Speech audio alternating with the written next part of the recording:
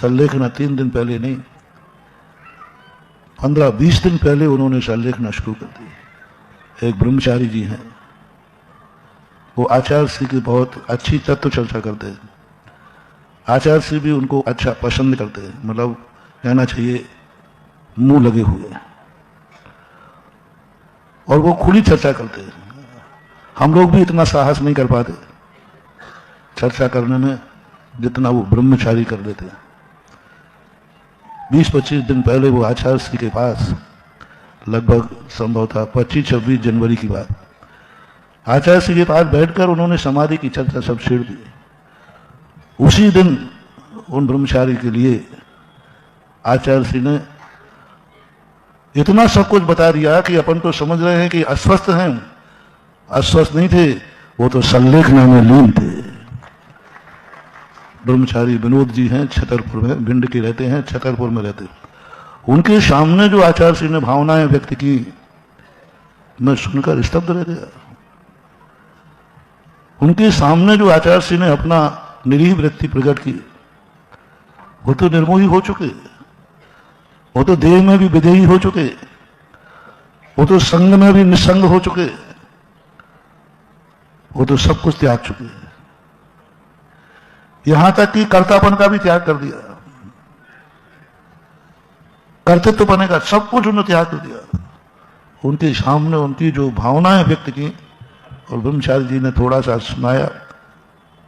मैं आज स्मरण करता हूं कि इतने दिन पहले से चल रहा है, अपन चल रहे हैं कि वो बीमार हैं, नहीं, बीमारी के पहले ही या बीमारी शुरू होते ही उन्होंने संलेखना शुरू कर दी थी।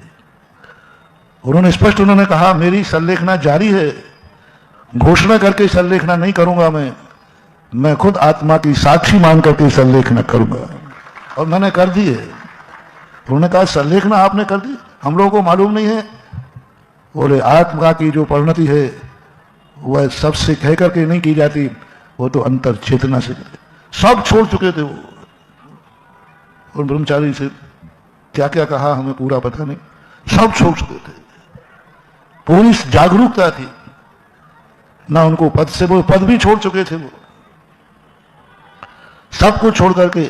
और उस ब्रह्मचारी ने आचार्य श्री की अंदर की बात है पूछ करके, और एक इतना बड़ा उपकार किया कि अपन समझ रहे हैं कि आचार्य श्री अस्वस्थ हैं, उनको निरोग करने के लिए अपन माला जाप दे रहे हैं, वो तो संलेखना धारण करके समाधिस्थ की स्थिति बनाए हुए हैं। अंतर चेतना, बोलना, बालना, बात करना, शरीर में व्याधि बनी रही, आत्मा आदि व्याधि और उपाधि से परे होकर के आत्मचिंतन। पूज्य गुरुदेव ने समय सार नहीं लिखा, क्योंकि वे खुद समय सार हैं, थे नहीं कहूंगा। आचार्य श्री आगम के सृष्टा नहीं हैं, वे स्वयं आगम है। उनका सोच, उनकी क्रिया, उनकी चर्या, आगम पढ़ने की जरूरत नहीं है। पूज्य आचार्य महाराज को जो देख लेता था, समझ लेता था, यही आगम है और आगम ऐसा ही है। और किताबें उठा करके जब देखते हैं तो उनकी चर्या में और आगम में कोई अंतर नहीं, उनकी कथनी और करनी में कोई अंतर नहीं। ऐसे पूज्य गुरुदेव जहां भी जिस रूप में रहे, मैं तो यही मानता हूं जन्म जन्म तक जब भी गुरु का रूप मिले तो पूज्य गुरुदेव आचार्य विद्यासागर महाराज जैसे गुरु महाराज, जो इतने निरीह होकर के उन्होंने हम लोगों को उंगली पकड़ने नहीं दी, उन्होंने हम लोगों को उंगली दिखा करके चलना सिखाया। उंगली पकड़ के चलना सिखाना मोह है, और उंगली से रास्ता दिखा करके चलना निर्मोह है। और ऐसी स्थिति में आज आचार्य महाराज का जो, क्योंकि अभी मेरे मन से कुछ भी नहीं, मैं बोल रहा हूं, मुझे होश नहीं मैं क्या बोल रहा हूं, मैं तो अभी आचार्य श्री के पास में ही बैठा हूं, मुझे कुछ भी समझ में नहीं आ रहा मैं बोलना क्या है।